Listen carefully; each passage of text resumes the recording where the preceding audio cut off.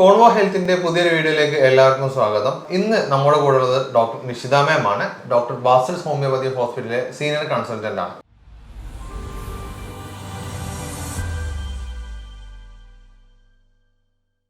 ഒരുപാട് ആളുകൾ നമ്മളെ കേരളത്തിൽ ഇന്ന് കുട്ടികളില്ലാത്ത പ്രശ്നം അനുഭവിക്കുന്നവരുണ്ട്. അതായത് IVF ട്രീറ്റ്മെന്റ് അടക്കം എടുത്തിട്ടും കുട്ടികളാവാത്ത പ്രശ്നങ്ങളുള്ള ആളുകൾ.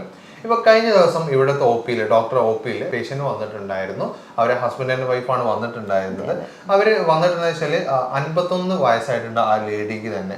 അതായത് ഏകദേശം പ്രഗ്നൻസി പീരീഡ് ഒക്കെ കഴിഞ്ഞിട്ട് ഇതുവരെ കുട്ടികളായിട്ടില്ല. അവർക്ക് IVF ചെയ്ത് 3 തവണ IVF ചെയ്തിട്ടുണ്ടായിരുന്നു. പക്ഷെ എങ്കിൽ പോലും അത് പ്രോപ്പർ ആയിട്ടുള്ള ഒരു എൻഡിലേക്ക് എത്തിയിട്ടില്ല, അല്ലെങ്കിൽ റിസൾട്ടിലേക്ക് എത്തിയിട്ടില്ലായിരുന്നു. അപ്പോൾ അതിന് അവർക്ക് കുറേ പ്രശ്നങ്ങളായിരുന്നു, പ്രത്യേകിച്ച് ഫൈബ്രോയിഡിന്റെ ഇഷ്യൂസ് ഒക്കെ ഉണ്ടായിരുന്നു.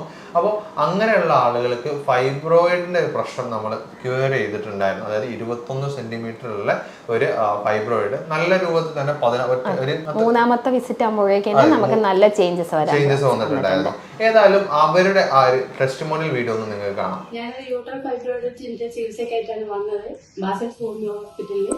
ഫൈബ്രോയിഡ് 25 അങ്ങനെ എന്താണ് ഇപ്പോ 16 ആയിട്ടുണ്ട്. IVF ചെയ്യാൻ വേണ്ടിയിട്ട് എൻഡോമെട്രിയൽ തിക്നെസ് കൂടാൻ വേണ്ടിയിട്ട് ഒരുപാട് മരുന്ന് കഴിച്ചു. പക്ഷെ കൂടുതലൊന്നും ആയില്ല. ഇപ്പൊ IVF ചെയ്യാൻ വേണ്ട അത്രയും ആയിട്ടുണ്ട്. അത് ഹോമിയോ ഈ മരുന്ന് കഴിച്ചുകൊണ്ടാണ്. എല്ലാ മരുന്നും കഴിച്ചു, എന്നിട്ടൊന്നും ശരിയായില്ല. 1 വർഷത്തോളം ഈ എൻഡോമെട്രിയൽ തിക്നെസ് കൂടാൻ വേണ്ടി മരുന്ന് കഴിച്ച്, പക്ഷെ തീരെ കൂടിയില്ല. ഇപ്പൊ ബാസിൽസ് ഹോമിയോയിൽ നിഷിത ഡോക്ടറെ കാണിച്ച് 3 മാസം മരുന്ന് കഴിച്ചപ്പോ തന്നെ ശരിയായി. ചികിത്സയുടെ നല്ല ഫലങ്ങളുണ്ട്. ഒരുപാട് നന്ദിയുണ്ട്. അപ്പോൾ നിങ്ങൾ ഇവിടെ കണ്ടിട്ടുണ്ടായിരുന്നത് 51 വയസ്സായിട്ടുള്ള ഒരു ലേഡീന്റെ ഒരു അഭിപ്രായങ്ങളായിരുന്നു. അതായത് ഇതുവരെ അവർ പ്രഗ്നന്റ് ആയിട്ടില്ല, കുട്ടികളില്ല, അവർക്ക് IVF 3 തവണ ചെയ്തു, ഏകദേശം 25ഓളം ഇഞ്ചക്ഷൻസ് അതിൽ അവര് വെച്ചു എന്നുള്ളതാണ് അവർ പറഞ്ഞിട്ടുണ്ടായിരുന്നത്. ഹസ്ബൻഡിനാണെങ്കിൽ ബാക്ക് ഇഞ്ചുറി വന്നതിന് ശേഷം അവർക്ക് നോർമലി കോണ്ടാക്ട് ചെയ്യാൻ പറ്റുന്നുണ്ടായിരുന്നില്ല. അപ്പൊ അങ്ങനത്തെ ബുദ്ധിമുട്ടുകൾ ഉണ്ടായിരുന്നു. ഇനി സ്ത്രീക്കാണെങ്കിൽ എൻഡോമെട്രിയൽ തിക്നെസ് ഒരിക്കലും ഒരു 6ന്റെ മുകളിലേക്ക് വന്നിട്ടേ ഉണ്ടായിരുന്നില്ല. ഇത്ര അധികം ട്രീറ്റ്മെന്റ് എടുത്തിട്ടും നമ്മളടുത്ത് ഏകദേശം ഒരു 3 മന്ത്സിന്റെ ഉള്ളിലാണ് അവര് വ്യത്യാസം കാണിച്ചു തുടങ്ങിയത്. നമ്മൾ ഇനി ഇതിൽ ഡീറ്റെയിൽ ആയിട്ട് ഡിസ്കസ് ചെയ്യാൻ പോകുന്നത് ഈ ഫൈബ്രോയിഡിന്റെ ഇഷ്യൂസ് ആണ്. പല ആളുകളും PCOD ഉണ്ട്, ഫൈബ്രോയിഡ് ഉണ്ട് എന്ന് പറഞ്ഞിട്ട് എനിക്ക് PCOD ഉണ്ട്, ഫൈബ്രോയിഡ് ഒരു ഭയങ്കര ലാഘവത്തോടെയാണ് പലപ്പോഴും കാണാറുള്ളത്. ഇതൊക്കെ എങ്ങനെയാണ് നമ്മളെ കുട്ടികൾ ഇല്ലാതാവുന്ന ഒരു റീസൺ? ഫൈബ്രോയിഡിന്റെ കേസിൽ എന്താ വെച്ചാൽ ഫൈബ്രോയിഡ് ആസ് എ ഇൻഫെർട്ടിലിറ്റിയിൽ നമ്മുടെ അത് ഫൈബ്രോയിഡ് ഏത് ഭാഗത്താണോ ഇരിക്കുന്നത് അതിനെ ഡിപ്പെൻഡ് ആണ് പറയാറുള്ളത്. ചെറിയ സൈസ് ഒക്കെ ആണെങ്കിൽ നമ്മൾ പറയും കുഴപ്പമില്ല, കൺസീവ് ചെയ്യാത്ത ദമ്പതിമാരാണെങ്കിലും അത് കുഴപ്പമില്ല, കൺസീവ് ആയിക്കോളും എന്നുള്ള രീതിയിൽ പറയും. പക്ഷേ വലിയ ഫൈബ്രോയിഡ്സ് ഒക്കെ ആകുമ്പോൾ ഇപ്പോൾ ഈ പേഷ്യൻ്റെ സ്ഥിതിയിലൊക്കെ ആകുമ്പോൾ വലിയ ഫൈബ്രോയിഡ് ആയതുകൊണ്ട് തന്നെ യൂട്രസ് റിമൂവ് ചെയ്യേണ്ട ഒരു കണ്ടീഷനിലൊക്കെ ആയിരുന്നു. അപ്പോൾ പക്ഷേ ഇതുവരെ അവർ കൺസീവ് ചെയ്യാത്ത കപ്പിൾസും കൂടി ആയതുകൊണ്ട് തന്നെ അവരെന്താ വെച്ചാൽ അതിനൊരു വില്ലിങ് അല്ലാത്തത് കൊണ്ട് തന്നെ കുറേ IVF ട്രീറ്റ്മെന്റുകൾ കഴിഞ്ഞിട്ടാണ് നമ്മളെടുത്ത് വന്നിട്ടുണ്ടായിരുന്നത്. ഈ ഫൈബ്രോയിഡുകൾ ഞാൻ പറഞ്ഞല്ലോ ആദ്യം large size, medium size, small size എന്നുള്ള 3ആയിട്ടാണ് കാറ്റഗറൈസ് ചെയ്തിട്ടുള്ളത്. ഇവർക്ക് അതൊരു വലിയ സൈസായിരുന്നു. പക്ഷെ അതിൻ്റെ കൂടെ എൻഡോമെട്രിയൽ തിക്നെസ് കൂടാത്തത് കാരണം അവർക്ക് IVF എപ്പോഴും ഫെയിലിയർ ആയിരുന്നു. അപ്പോൾ അവർ റീസെൻ്റ്ലി കാണിച്ചിരുന്ന IVF സെന്ററിൽ അവരോട് പറഞ്ഞു അത്ര ഈ തിക്നെസ് കൂടിയത് കൊണ്ട് നമുക്ക് ഇനിയൊരു പോസിബിലിറ്റി ഉണ്ട് എന്ന്. അതെ അതെ. അപ്പോൾ അതായത് ഇത്രയും അവർക്ക് ഭയങ്കര വലിയൊരു ഹോപ്പ് തന്നെയാണ്. ഹസ്ബൻഡിനെ സംബന്ധിച്ച് അയാൾക്ക് ഒരു ബാക്ക് ഇഞ്ചുറി ഉള്ളത് തന്നെ നോർമലി റെക്ടൈൽ ഡിസ്ഫങ്ഷനും ഉള്ളതും കൂടി ആയതുകൊണ്ട് തന്നെ അവർക്ക് നോർമലി കോണ്ടാക്ട് ചെയ്യാനും പോസിബിൾ അല്ലായിരുന്നു. അപ്പോൾ ഈ പിന്നെ ഇവർക്ക് മെയിൻ ആയിട്ടുള്ള ഒരു ഇഷ്യൂ എന്ന് പറയുന്നത് ഫൈബ്രോയിഡിന്റെ ഇഷ്യൂ ആയിരുന്നു. എന്താണ് ഈ ഫൈബ്രോയിഡിന്റെ ഇഷ്യൂസ് വരുന്നത്, എങ്ങനെയാണ്? ഫൈബ്രോയിഡ് നമ്മുടെ ഹോർമോൺസിന്റെ ഇംബാലൻസ് മൂലമാണ് പൊതുവെ കാണാറുള്ളത്. എന്നാൽ ഇതിന്റെ വ്യക്തമായിട്ടുള്ള ഒരു റീസൺ ഇതുവരെ കണ്ടെത്തിയിട്ടില്ല. പലപ്പോഴും അതൊരു ജനിതക കാരണങ്ങളോ അല്ലെങ്കിൽ നമ്മുടെ ഈ ഹോർമോൺസുകളിൽ ഉണ്ടാകുന്ന ഡിഫറൻസ് ഒക്കെ മൂലമാണ് ഇതിന്റെ വളർച്ച കൂടുതലായിട്ട് ഉണ്ടാവാറുള്ളത്. ഓക്കെ, പൊതുവെ എന്താ വെച്ചാൽ ഈ ഫൈബ്രോയിഡ്സ് നമ്മൾ എന്താ വെച്ചാൽ ആദ്യത്തെ നമ്മുടെ ഒരു മെനോപോസിലാവുമ്പോൾ ഫൈബ്രോയിഡിന്റെ സൈസുകൾ റിഗ്രസ് ചെയ്യാറുണ്ട്, അതായത് സൈസ് കുറയാറുണ്ട്. പലപ്പോഴും ഒരു നമ്മുടെ ഓവുലേഷൻ നടക്കുന്ന സമയത്ത് ആ ഒരു നമ്മുടെ ഒരു ഫെർട്ടൈൽ പീരിയഡിനകത്ത് ഫൈബ്രോയിഡ്സ് വലിയ ഉപദ്രവമൊന്നും നമുക്ക് ഉണ്ടാക്കില്ല. പക്ഷെ അതുകൊണ്ട് തന്നെ പലപ്പോഴും ഇതിന് ലക്ഷണങ്ങളൊന്നും കാണിക്കാത്തതുകൊണ്ട് പലരും ഇത് നെഗ്ലക്ട് ചെയ്യാം. ചിലപ്പോൾ അമിതമായിട്ടുള്ള രക്തം ഉണ്ടാവുക, ആർത്തവ സമയത്ത് ഒരുപാട് രക്തം പോണ ഒരു കണ്ടീഷൻസ് ഒക്കെയാണ് കാണിക്കാറുണ്ടാവുക ഫൈബ്രോയിഡ് ഉണ്ടാകുമ്പോൾ. അപ്പം നമ്മളൊരു USG സ്കാനൊക്കെ എടുക്കുമ്പോഴാണ് അറിയുക ഈ വ്യക്തിക്ക് ഫൈബ്രോയിഡ് ഉണ്ട്, അത് ഇന്ന സ്ഥലത്താണ് എന്നുള്ളത്. അതിന്റെ ഏരിയ എവിടെയാണോ ലൊക്കേറ്റ് ചെയ്തിരിക്കുന്നത് അനുസരിച്ചിട്ടാണ് നമ്മൾ ട്രീറ്റ്മെന്റ് പറയാറുള്ളത്.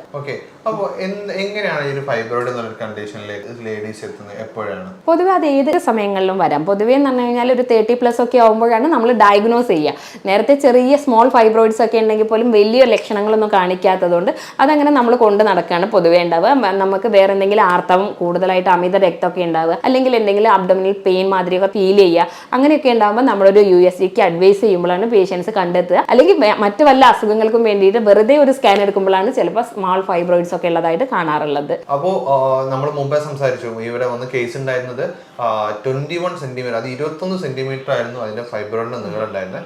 അതൊരു തേർഡ് സിറ്റിങ്ങോട് തന്നെ, അതായത് മൂന്നാമത്തെ ഡോക്ടർ വന്ന് കാണുന്ന സമയത്തേക്ക് തന്നെ കൃത്യമായിട്ട് അവർ പറഞ്ഞ കാര്യങ്ങളൊക്കെ ചെയ്തപ്പോഴേക്ക് തന്നെ അത് 16 സെന്റിമീറ്റർ എന്ന രൂപത്തിലേക്ക് കുറച്ചെടുത്ത് എടുക്കാൻ പറ്റി എന്നുള്ളതാണ്. അപ്പം അവർ ആ വീഡിയോ നിങ്ങൾക്ക് ഒന്നുകൂടെ കാണാം. യൂട്രൽ ഫൈബ്രോയിഡിന്റെ ചികിത്സക്കായിട്ടാണ് വന്നത് ബാസൽ ഹോമിയോ ഹോസ്പിറ്റലിൽ. ഫൈബ്രോയിഡ് 25 അങ്ങനെ ഏതാണ്ട് ഇപ്പോ 16 ആയിട്ടുണ്ട്. IVF ചെയ്യാൻ വേണ്ടിയിട്ട് എൻഡോമെട്രിയൽ തിക്നെസ് കൂടാൻ വേണ്ടിയിട്ട് ഒരുപാട് മരുന്ന് കഴിച്ചു. പക്ഷെ കൂടുതലൊന്നും ആയില്ല. ഇപ്പൊ IVF ചെയ്യാൻ വേണ്ട അത്രയും ആയിട്ടുണ്ട്. അത് ഹോമിയോ ഈ മരുന്ന് കഴിച്ചുകൊണ്ടാണ്. അലോപ്പതിയിൽ എല്ലാ മരുന്നും കഴിച്ചു എന്നിട്ടൊന്നും ശരിയായില്ല. 1 വർഷത്തോളം ഈ എൻഡോമെട്രിയൽ തിക്നെസ് കൂടാൻ വേണ്ടി മരുന്ന് കഴിച്ച്, പക്ഷെ തീരെ കൂടിയില്ല. ഇപ്പൊ ബാസിൽ ഹോമിയോയിൽ നിശ്ചിത ഡോക്ടറെ കാണിച്ച് 3 മാസം മരുന്ന് കഴിച്ചപ്പോ തന്നെ ശരിയായി. ചികിത്സയുടെ നല്ല ഫലങ്ങളുണ്ട്. ഒരുപാട് നന്ദിയുണ്ട്. അപ്പോൾ ഇതുപോലെ ഫൈബ്രോയിഡ് നിങ്ങൾക്ക് ഉണ്ടെങ്കിൽ അതിന്റെ എങ്ങനെയാണെങ്കിലും അതിന്റെ സംശയങ്ങളോ കാര്യങ്ങളോ ഒക്കെ ഉണ്ടെങ്കിൽ താഴെ കാണുന്ന നമ്പറിൽ കോൺടാക്ട് ചെയ്യാവുന്നതാണ്. മാം കൃത്യമായിട്ട് അതിന്റെ കാര്യങ്ങളൊക്കെ നിങ്ങൾക്ക് എക്സ്പ്ലെയിൻ ചെയ്ത് തരുന്നതുമാണ്. അപ്പോൾ ഈ ഒരു നമ്മളിപ്പോൾ ഫൈബ്രോയിഡിന്റെ ഇഷ്യൂ പറഞ്ഞു. അപ്പോൾ എങ്ങനെയാണ് ഈ ഇപ്പോൾ ഹോർമോണൽ ഇംബാലൻസ് എന്ന് പറഞ്ഞത്, അതിപ്പോൾ നമുക്ക് എങ്ങനെയാണ് അത് കൺട്രോൾ ചെയ്യാൻ പറ്റുക? അല്ലെ ഇത് എല്ലാവർക്കും ഉള്ള ഒരു കാര്യമാണ്? എങ്ങനെയാണ്? അല്ല, നമ്മൾ എന്താ വെച്ചാൽ എല്ലാ വ്യക്തികൾക്കൊന്നും ഉണ്ടാവില്ല. നമ്മുടെ ലൈഫ് സ്റ്റൈൽ ഇതിനൊരു പ്രധാന ഘടകമാണ്. കാരണം നമ്മൾ ലൈഫ് സ്റ്റൈലിൽ അനുസരിച്ച് നമ്മൾ മോഡിഫിക്കേഷൻസ് വരുത്തുക, നമ്മളെ ഭക്ഷണക്രമങ്ങൾ ഇതൊക്കെ പ്രത്യേകം മോണിറ്റർ ചെയ്യുക. പിന്നെ നമ്മൾ ഇടയ്ക്ക് ഇത്തരത്തിൽ നമുക്ക് ആർത്തവമായിട്ടുള്ള എന്തെങ്കിലും ഇഷ്യൂസ് ഒക്കെ വരികയാണെങ്കിൽ നമ്മൾ കൃത്യമായിട്ട് ചെക്കപ്പുകളും ചെയ്യുക എന്നുള്ളത് ഒരു പ്രധാനമാണ് കേട്ടോ. ഓക്കെ, അപ്പോൾ നമുക്ക് ഇതിന് എന്താണ് നമുക്കൊരു ട്രീറ്റ്മെന്റ് ആയിട്ട് അവർക്ക് ചെയ്യാൻ പറ്റുക? നമ്മളെടുത്ത് വന്ന പേഷ്യൻ്റെ അടുത്ത് നമ്മൾ ആദ്യം എന്താ വെച്ചാൽ അവരുടെ കേസ് നമ്മൾ ഡീറ്റെയിൽ ആയിട്ട് എടുത്തിട്ട് അതിന് വേണ്ട അഡ്വൈസസ്, അതായത് അവരുടെ ഫിസിക്കൽ എക്സസൈസുകൾ, അതുപോലെ തന്നെ ഡയറ്ററി മാനേജ്മെൻറ്റ്, വെയിറ്റ് ഒക്കെ ഒന്ന് റെഡ്യൂസ് ചെയ്യാനും അതുപോലെ കൃത്യമായിട്ട് ടെൻഷൻസ് ഒക്കെ കുറയ്ക്കാൻ വേണ്ടിയിട്ടുള്ള കാര്യങ്ങളൊക്കെ നമ്മൾ അഡ്വൈസ് ചെയ്തു. അതേപോലെ തന്നെ നമ്മൾ മെഡിക്കേഷൻസും കൂടിയൊക്കെ കൂടെ കൊടുക്കും. ഓക്കെ, ലൈഫ് സ്റ്റൈൽ മാനേജ്മെൻറ്റ് എന്ന് പറയുമ്പോൾ നമ്മൾ അവരോട് പറഞ്ഞു എന്താ വെച്ചാൽ കൃത്യമായിട്ട് ഒരു റെഗുലർ എക്സസൈസ് ഫോളോ ചെയ്യാൻ, അതുപോലെ തന്നെ കൃത്യമായിട്ടുള്ള രീതിയിൽ വെള്ളം കുടിക്കാൻ, നമ്മൾ സ്ട്രെസ് ഒഴിവാക്കാൻ വേണ്ടിയിട്ടുള്ള തരത്തിലുള്ള മാനേജ്മെൻറ്റുകൾ പറഞ്ഞു കൊടുത്തിട്ടുണ്ടായിരുന്നു. പിന്നെ അവർ കൂടുതൽ വറീഡ് ആയിരുന്നു. കാരണം എന്താ വെച്ചാൽ ഇത്രയും കാശൊക്കെ ചിലവാക്കിയിട്ടും അവർക്ക് എൻഡോമെട്രിയൽ തിക്നെസ് ഒട്ടും കൂടിയിട്ടുണ്ടായിരുന്നില്ല ഇത്രയും. കാരണം മെഡിസിൻ്റെ ഒക്കെ ഈ കോസ്റ്റും സൈഡ് എഫക്ട്സ് ഒക്കെ ആലോചിച്ചിട്ട് അവർ നല്ല ടെൻഷനിലായിരുന്നു. അപ്പോൾ അതിന് വേണ്ടിയിട്ട് അവരെ മാനസികമായിട്ടൊന്ന് പ്രിപ്പയർ ചെയ്യിക്കാൻ കൂടി സാധിച്ചിട്ടുണ്ടായിരുന്നു. അപ്പോൾ ഇത്തരത്തിലൊക്കെ കംപ്ലയിൻസ് ഉണ്ടെങ്കിൽ നിങ്ങൾ ഈ മാനേജ്മെൻറ്റ്സുകളൊക്കെ കൂടെ ചെയ്യും വേണം. കൃത്യമായിട്ടുള്ള മെഡിക്കേഷൻസും കൂടെ കഴിക്കുമ്പോൾ തന്നെ നമുക്കത് ക്ലിയർ ചെയ്യാൻ സാധിക്കുന്നതാണ്. ഓക്കെ, അപ്പോൾ ഇതുപോലുള്ള എന്തെങ്കിലും ഫൈബ്രോയിഡിന്റെ പ്രശ്നങ്ങളോ കാര്യങ്ങളോ ഉള്ള ആളുകളുണ്ടെങ്കിൽ, നിങ്ങൾക്ക് അതിൻ്റെ സംശയങ്ങളോ കാര്യങ്ങളോ ഒക്കെ ഉണ്ടെങ്കിൽ എന്തായാലും താഴേക്കാവുന്ന നമ്പറിൽ കോൺടാക്ട് ചെയ്യാവുന്നതാണ്. അപ്പോൾ അതിൻ്റെ ഡിസ്കഷൻസ്, അതായത് നിങ്ങൾക്ക് അതിൽ കൂടുതൽ ഡീറ്റെയിൽ അറിയണമെന്നുണ്ടെങ്കിലും ഡോക്ടറെ കൺസൾട്ടേഷൻ എടുക്കണമെന്നുണ്ടെങ്കിലും ഒക്കെ നിങ്ങൾക്ക് താഴേക്കാവുന്ന നമ്പറിൽ കോൺടാക്ട് ചെയ്യാവുന്നതാണ്. നമ്മൾ ഫൈബ്രോയിഡ് ഉള്ള ഒരാൾ എങ്ങനെ കാര്യങ്ങളൊക്കെ മാനേജ് ചെയ്യണമെന്നത് മാം ഡീറ്റെയിൽ ആയിട്ട് പറഞ്ഞു തന്നിട്ടുണ്ട്. അപ്പോൾ നിങ്ങൾക്ക് ഇതിൽ എന്തെങ്കിലും സംശയങ്ങളോ അല്ലെങ്കിൽ മാമിൻ്റെ കൺസൾട്ടേഷനോ ആവശ്യമുണ്ടെങ്കിൽ താഴേക്കാവുന്ന നമ്പറിൽ കോൺടാക്ട് ചെയ്യാവുന്നതാണ്. അപ്പോൾ അതിൻ്റെ ഡീറ്റെയിൽ ആയിട്ട് എന്തൊക്കെ ചെയ്യണം എന്നുള്ളത് കൃത്യമായിട്ട് മാമിനെ നിങ്ങൾക്ക് ഡിസ്കസ് ചെയ്യാവുന്നതാണ്. ഏതായാലും ഇതുപോലുള്ള മറ്റൊരു വീഡിയോയിൽ നമുക്ക് വീണ്ടും കാണാം. Thank you.